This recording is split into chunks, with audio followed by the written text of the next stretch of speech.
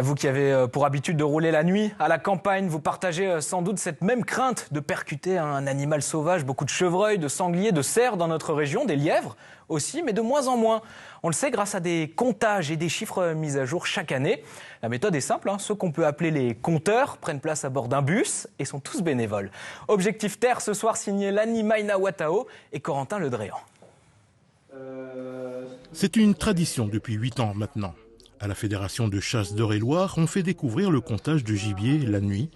Une quarantaine de personnes sont invitées à cette soirée appelée la Nuit du Lièvre. Donc, l'objectif, c'est de vous faire découvrir toute cette faune sous forme d'un safari, on va dire. Donc vous allez monter en bus, qui seront précédés et suivis de nos voitures de service avec des projecteurs. Et donc vous verrez sur les côtés du bus, normalement, les animaux de plus ou moins près. Je vais vous passer un compteur manuel.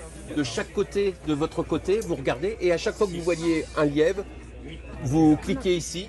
C'est-à-dire on voit en moyenne. Et nous voilà partis pour sillonner les petites routes de campagne et découvrir cette faune qui, à la faveur de la pénombre, est plus active.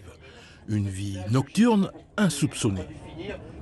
Nous avons l'habitude des lièvres, nous en voyions beaucoup auparavant et si vous voulez, la nuit du lièvre, ça m'a interpellée. Je me suis dit mais je n'en vois plus, nous n'en voyons plus. Donc là, on en voit et c'est très beau, c'est très beau. Les lièvres ne sont pas des rongeurs. Des lièvres, il y en a effectivement de moins en moins. Au début des années 2010, on pouvait compter une moyenne de 14 à 15 lièvres par kilomètre. Aujourd'hui, cette moyenne est passée en dessous de 9. Une évolution suivie de près et régulée tantôt par la chasse, tantôt par les automobilistes. Je comprends l'intérêt de la chasse, pour pas que les populations soient trop importantes. Bon, après, il y a toujours l'affect vis-à-vis de la bête qu'on n'a pas envie de... Mais pour en avoir tapé plusieurs avec ma voiture, je fais partie aussi des gens qui ont supprimé des lièvres. Ce travail de comptage se fait tous les ans à la même période, de mi-janvier à la mi-février. Plus de 200 bénévoles, pour la plupart des chasseurs, épaulent les techniciens de la faune sauvage dans cette tâche fastidieuse.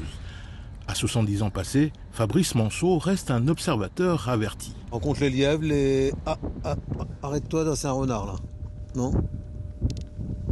Ah non, c'est un lièvre. Non, c'est un lièvre, j'aurais cru.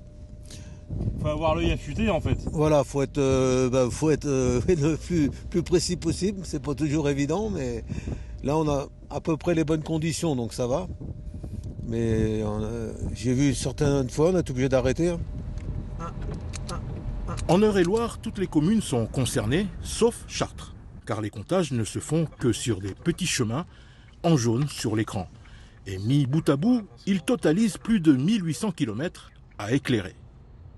L'objectif, c'est d'essayer d'appréhender un peu l'évolution des populations de petites faunes. Là, c'est dans terre de plaine, justement, de lièvres en l'occurrence. Et puis derrière, à partir de ces indices-là, de ces tendances d'évolution, on va pouvoir déterminer des attributions, donc calculer des plans de chasse pour chaque territoire. On en a compté derrière 58. Alors je regarde, ouais, effectivement, droite et gauche, je suis à 58 lièvres tout à fait, sur le premier tronçon là. Ouais. Ce rendez-vous annuel est très attendu par les bénévoles et autres amoureux de la nature et de la faune sauvage. Mais attention, éclairer de la sorte, même en zone inhabitée, nécessite des autorisations bien spécifiques délivrées en gendarmerie.